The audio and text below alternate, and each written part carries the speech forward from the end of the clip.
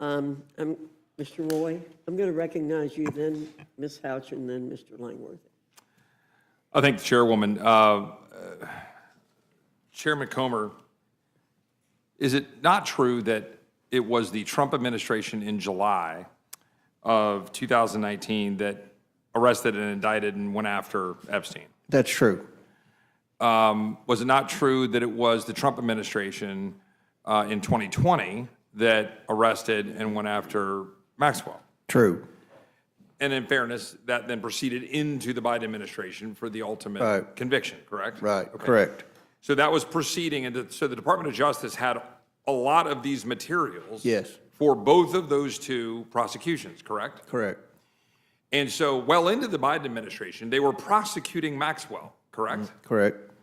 And so they would have had access to a lot of information. 100%.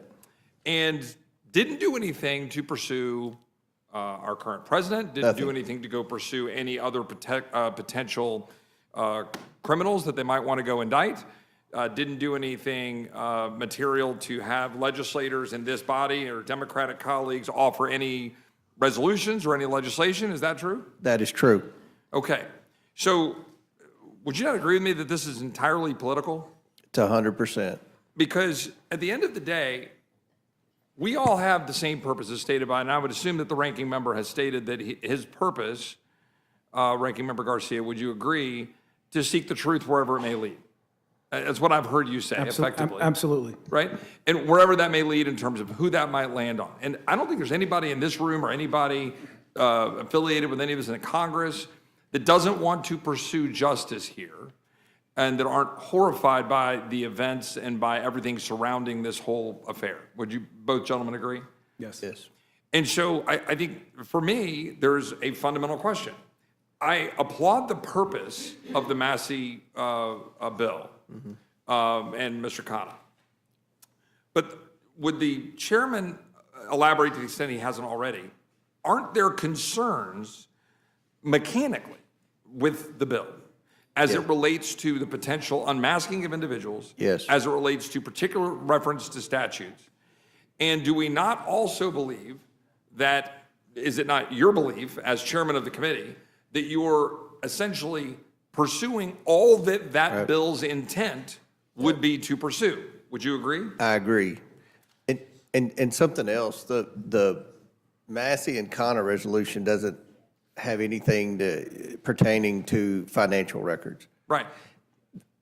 Even the victims' attorneys today quoted something I said on a TV interview, follow the money. And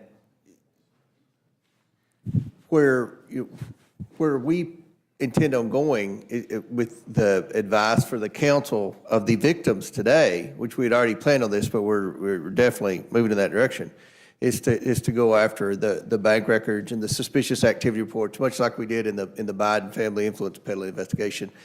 Identify accounts and see what usually the banks catch.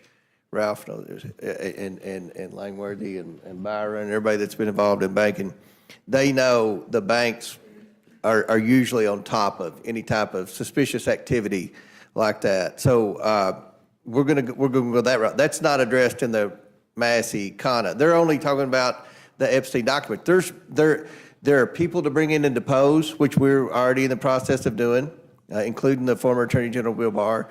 There are financial documents that we believe we can subpoena that will allow us to be able to follow the money, just like what the victims' attorneys requested.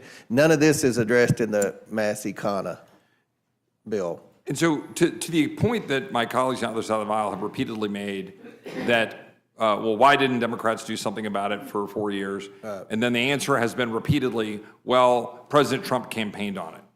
Well, to the extent that we have a collective bipartisan desire to seek the truth wherever it may lead, is it not a good thing that President Trump campaigned on this? It's a great thing. And has a Department of Justice that in the spring released the flight logs, 117 pages, whatever it is, I don't have it in front of me, and other information, and that now there's been continued efforts such that even now, just today, we have, 33,000 or 34,000 records that were released, pages of records, correct? Correct.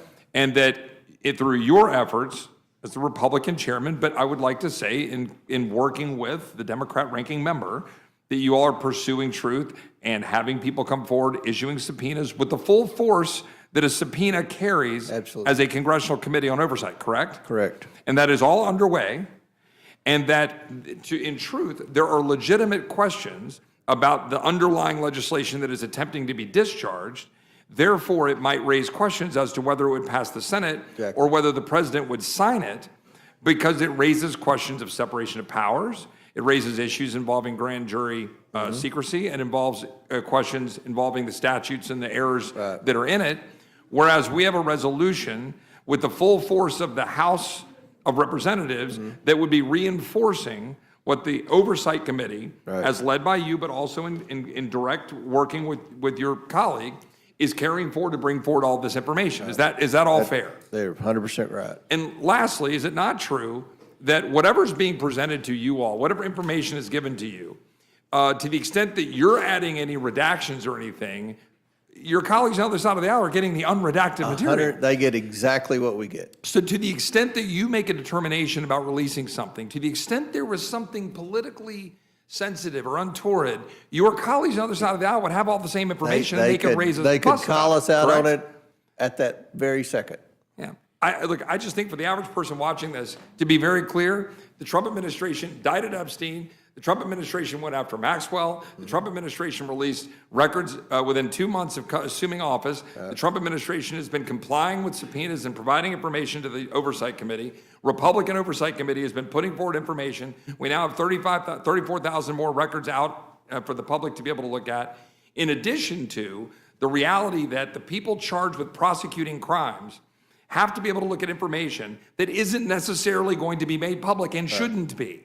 Correct? Correct. Like, we don't just say, oh, here's the mob boss files. Here, America, go forward and find all the mobsters.